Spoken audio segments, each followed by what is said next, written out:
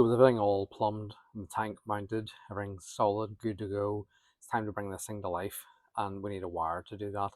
So before we can wire anything, we need the heart and soul of the wiring, which is the battery. So I picked up an Odyssey PC 1100. It's probably the most expensive battery I've ever bought. The advantage of those is they're absorbent glass mat. You can mount them on their side. As you can see here, terminals are on their side, and this was kind of designed around one of these or something else. It was the biggest small battery I could get. So to get that in, then we wanted it solidly mounted. So I looked at different things, didn't want to drill any holes in the floors as I mentioned in the last video, and I come up with a mounting system that basically was these threaded connecting nuts. Cut them to different heights it needed to be because the floor isn't level. Welded a plate to the bottom to spread the load, then welded it to the floor, which itself was challenging because below that's the fuel tank. It's quite thin steel on the floor, and I basically did it with a series of really heavy tacks like right around it so I didn't blow any holes in it. The other thing you want to do is, if you're doing that kind of thing, be aware of what's below there, because not only is the fuel tank there, but it did also burn off a lot of the underseal, which is normal enough, but you want to replace that just so you don't get rot creeping in. So that worked quite nicely. I'm a big believer in using what you have to hand. I could have bought some sort of mounting bosses or whatever and still had to cut them down. I had these on hand, so that's what we used. Then I got this like universal battery clamp from Halfords, cut it down, reshaped it, cut this down to size, and made it work. Everything is super solid. Mounted this piece of DR25. This is like a heavy duty heat shrink underneath it just to not mark up the battery as well. The other things we did then was, you can see over here, we mounted the fuse holder. So there's like a mega fuse goes into this, and it's mounted again with black plywood bonded to the floor, the same as the tank. Seems to be a pretty good way to go. Nothing's moved, so that's nice. I'm waiting on battery cables coming to connect this up, and then the other thing in here was the fuel pump cover. So I haven't had a fuel pump cover in this car in 3 years, so I'm very glad to see that covered up. Did smell a bit when you were filling up with fuel, so that combined with electrics is never great, but never blew up in my time.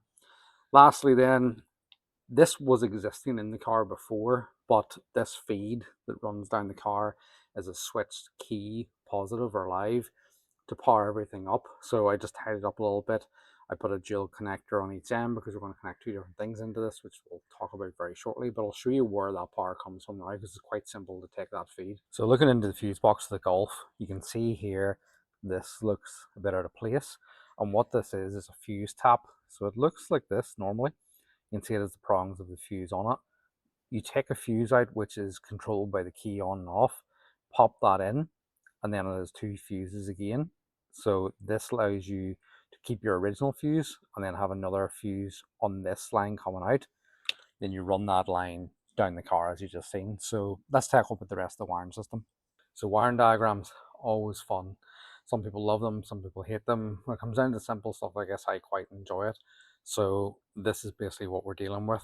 I break it down into like different sections, so I think about everything, all the components you're powering up individually, and then you try and amalgamate it from there. So we have our battery, we have a fuse because we want to be safe, and we have a power line which runs out as our positive feed to the compressor, which earth's over here, which is connected to the earth and the battery, completes the circuit.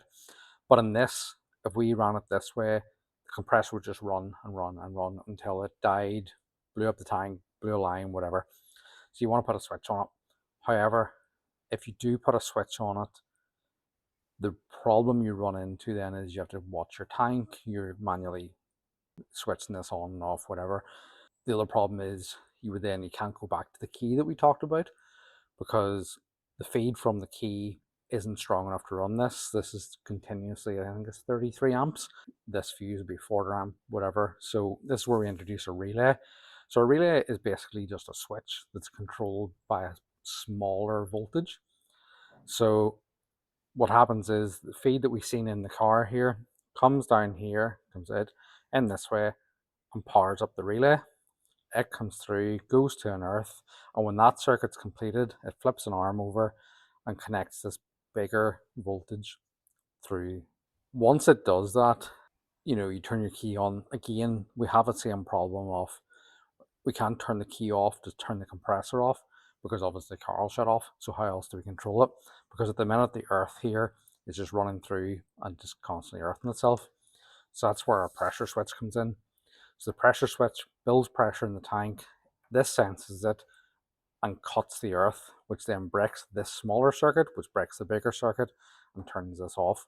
Everything, the ultimate power is from the key, and then secondary is the pressure switch. So this can be on and the pressure switch cuts in and out as it's needed. So that's the simple way to describe that. The actual management for the air ride is a lot more simple. It's just fused live down from the key into there and earths, and that's it. So it will turn on and off with the key, no problem. It doesn't draw that many amps. I think it's something like 3 amps or whatever. Like, it's nothing. That's a 10 amp feed. The relay draws nothing either, so it's pretty safe to do it this way. This is obviously fused. So all of this basically translates to this. This relay is 40 amp rated continuous, 80 amp switched, which is pretty good way to go about it. A lot of 40 amp relays are only 20 amp continuous. We have our heavy feeds. These are these. The smaller feeds are your ones that we looked at here. And this line is actually in the car at the minute. So we'll take this, wrap it up, make it a little bit neater, and we'll get it installed in the car. We'll take our tester tape, which is like our cloth style tape. And this stuff gets a lot of flack online. You either love it or hate it, but for interior work, it's brilliant. And if you buy yourself an airlift kit or any like the pre off the shelf kits, 99% of them come pre wired, that all you're doing is connecting like a battery positive, a negative. It's an airplane. You can hear that. A negative and a switched key, which is basically what we have done here. The only difference is you're not wiring that from scratch. So this will work for pretty much any air ride system or anything you're trying to power. Same with your lights, if you're putting like upgraded headlights or anything. So learn from it. Happy days. That's what we're here for. So we'll not win any awards for that, but makes it neater, tidier. Nothing's flopping around when it's actually installed. This will actually all be pinned because I did forget to order some cable tie mounts for cable tying this all up, but the 3D printer came in clutch once again, so ran a few of those off and I had them in 20 minutes. So let's go get this into the car. So our cables arrived, I've got them in, mega fuse is in, positives on, it's earth at the body, just need to connect it to the battery, but before we connect anything, we'll get a ring set in. So here we go. So from I've been at the bench, I've screwed the relay to the side of the box. I've screwed on a few of the connectors for the cable ties to zip through as well. So we're pretty much good to go. We just need to start connecting up the looms. So I think we'll do that now. And we're not far away. So let's see how we get on. So we'll start with the management loom, which is already running around the back here. Chose to run it low compared to the loom for the compressor. Just to keep them separate, makes the life a little bit easier. So that runs down there. We have cable tie for that. Goes down onto our earth point. So that's one. Then we'll take our loom that we made up, plug that into the pressure switch. Plug that into our relay. It's just there. That reaches, so that's fine. We run this and that will double back to our battery for the positive feed. And we have our feed to the compressor, which is plugged in. And we can just start to cable tie this up. And after all this time, I'm finding this pretty exciting, so good.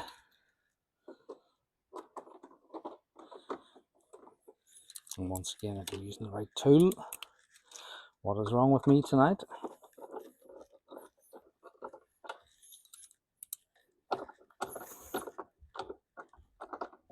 It's the face of despair. Earths are on. We haven't connected the main earth yet.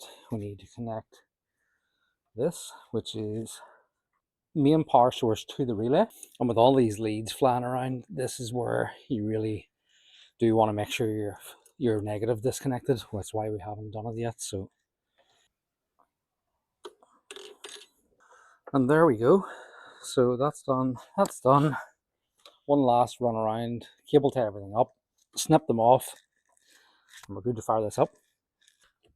So we talked in the last video as well about the shredder valve on the bottom side of the tank, which doubled up as an inflation valve and a drain. I tried to get somewhere very accessible to mount this, and I really want to mount it on this. However, I didn't want to have to unbolt it or anything if I was removing anything. So I put a little P-clip on the side that I found, and this is it installed, and it just slots into place. So I've mounted the P-clip far enough back that it keeps that under tension. So the spring of the line itself holds it in, and you just pull it back. You can inflate it, drain it, pop it back in. There we go. So that's nice. We're going to have to carry enough tools to deal with all this crap, but sure, at least one's down as well. So next up, we need to plumb this back in, which is connected up to the tank. Connect the negative lead, and I think we're good to go. So fingers crossed.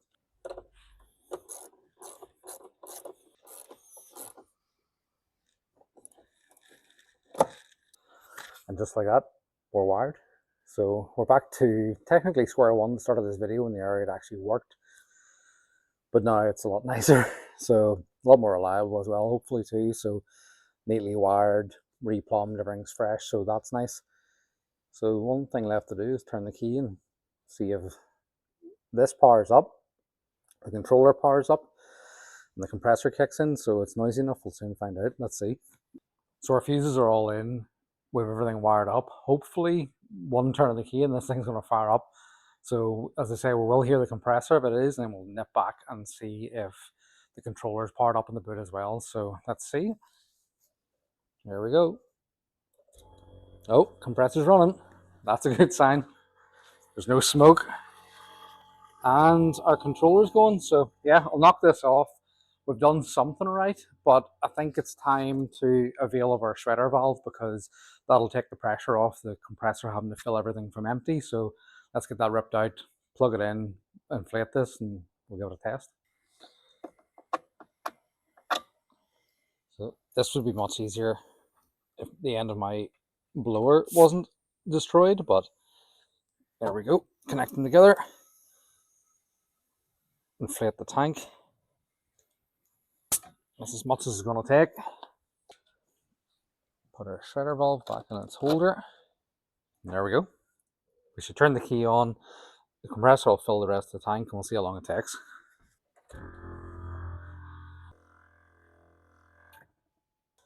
So now the fun part. We can air up. Rear first. Front. And there we have a fully functional air ride system once again. Yeah, I'm absolutely delighted with that. So happy that there's no audible leaks that I can hear or anything. I'll do leak down tests and stuff and see what it is. But I think for now, I'm going to have a play with it here. I'll go back to you guys and time a few things and talk you through the improvements from the previous system. So here's a few shots of it working, and then we'll do a bit of talking.